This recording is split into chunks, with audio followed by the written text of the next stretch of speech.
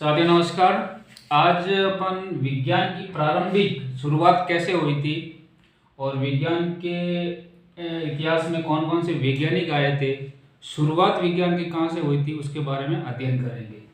देखिए, विज्ञान शब्द आजकल अपन साइंस के नाम से जानते हैं। साइंस शब्द लैटिन भाषा का एक शब्द है जिसको अपन सिंस्टिया कहते हैं। सिंस्टिया से बना है, जिसका मतलब होता है जानना। इसका मतलब क्या होता है? जानना। जिसका मतलब होता है जानना। इसकी परिभाषा अगर साइंस की बताए तो सब जानते हो, आप 6 क्लास से पढ़ना स्टार्ट करते हो कि इसकी परिभाषा प्रकृति के क्रमबद्ध या व्यवस्थित ज्ञान को विज्ञान कहते हैं। इसमें कोई बड़ी बात नहीं है, आपको परिभाषा आती भी है। विज्ञान की 3 मुख्य शाखाएं होती हैं। जो विज्ञान है आपकी, उसकी मेन 3 ब्रांचेज होती है। कौन कौन सी? भौतिक विज्ञान, रसायन विज्ञान और जीव विज्ञान।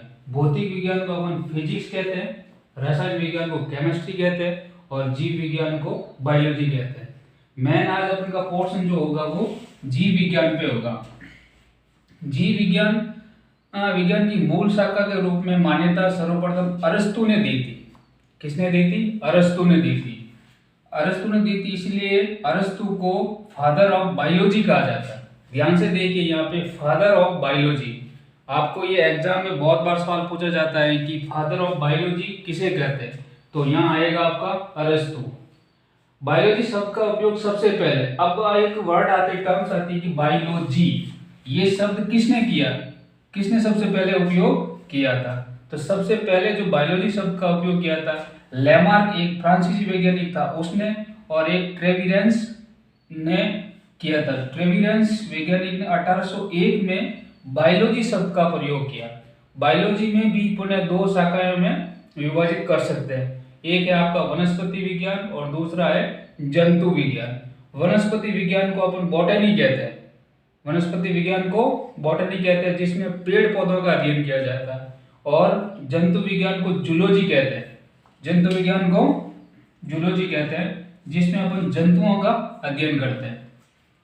फिर आगे बढ़ती गई विज्ञान की कुछ बातें बढ़ती गई आगे, और एक वैज्ञानिक आया था थियोफ्रेटस। एक वैज्ञानिक जिसका नाम है थियोफ्रेटस ने अपनी एक पुस्तक लिखी थी, उसका नाम था हिस्टोरिया प्लांटेरम। Historia plantarum. उसने इस पुस्तक में 500 पादपों का वर्णन किया। 500 पादपों का वर्णन कर वनस्पति विज्ञान के अध्ययन की शुरुआत की थी। इसीलिए इसको फादर ऑफ बॉटनी कहा जाता है। फादर ऑफ बॉटनी कहा जाता है। किसको कहा जाता है? थियोफ्रेटस को। थियोफ्रेटस को फादर ऑफ बॉटनी कहा जाता है। क्यों? क्योंकि बॉटनी को एक विज्ञान के रूप में, शाखा के रूप में स्थापित करने के लिए जो सबसे बड़ा योगदान दिया था वो थियोफ्रेटस ने दिया था। इसीलिए इसको फादर ऑफ बॉटनी कहते हैं। उसके बाद में अरस्तु ने भी अपनी एक पुस्तक लिखी जिसका नाम था हिस्टोरिया प्लांटेरम, हिस्टोरिया एनिमेलियम। हिस्टोरिया एनिमेलियम। इसने भी 500 जंतुओं का इस पुस्तक में वर्णन किया, और जूलॉजी को एक विज्ञान की शाखा के रूप में प्रसिद्ध करने के में इसका बहुत बड़ा योगदान था। क्योंकि ये पुस्तक आने के बाद में लोगों की रुचि बनी कि जंतुओं के बारे में भी अध्ययन किया जाए। इसीलिए अरस्तु को फादर ऑफ जूलॉजी कहा जाता है। फादर ऑफ जूलॉजी कहा जाता है। देखिए, 2 टर्म्स है ये। एक क्या है? फादर ऑफ जूलॉजी, और एक फादर ऑफ बायोलॉजी। अरस्तु को दोनों ही कहा जाता है। जीवधारियों के वर्गीकरण का वैज्ञानिक आधार जॉन रे नामक वैज्ञानिक था, उसने बताया था।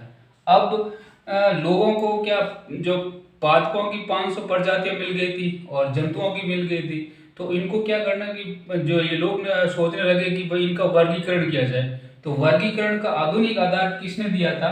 सबसे पहले जॉन रे ने दिया था। अगर आपको पूछे कि जीवधारियों का आधुनिक वर्गीकरण का आधार किसने दिया, तो जॉन रे ने दिया था। जॉन रे ने क्या किया था? सबसे पहले जाति की अवधारणा दी थी। जॉन रे ने क्या किया था? जाति की अवधारणा दी थी। फिर वर्गीकरण में आगे आते गए तो आधुनिक वर्गीकरण कैरोलस लिनियस, बहुत ही एक फेमस नाम है आपका, कैरोलस लिनियस। ये एक स्वीडिश वैज्ञानिक थे, स्वीडन के वैज्ञानिक थे, और इन्होंने जीव विज्ञान जिसमें बॉटनी और जूलॉजी दोनों आता है, उसमें बहुत बड़ा योगदान दिया था। इन्होंने लगातार 4 किताबें लिखी थी। जेनेरा प्लांटेरम, सिस्टेमा नेचुरी, क्लासेस प्लांटेरम और फिलोसोफिया बॉटनिका। ये 4 किताबें लिख करके एक तहलका मचा दिया था इन्होंने। किन्होंने? कैरोलस लिनियस ने।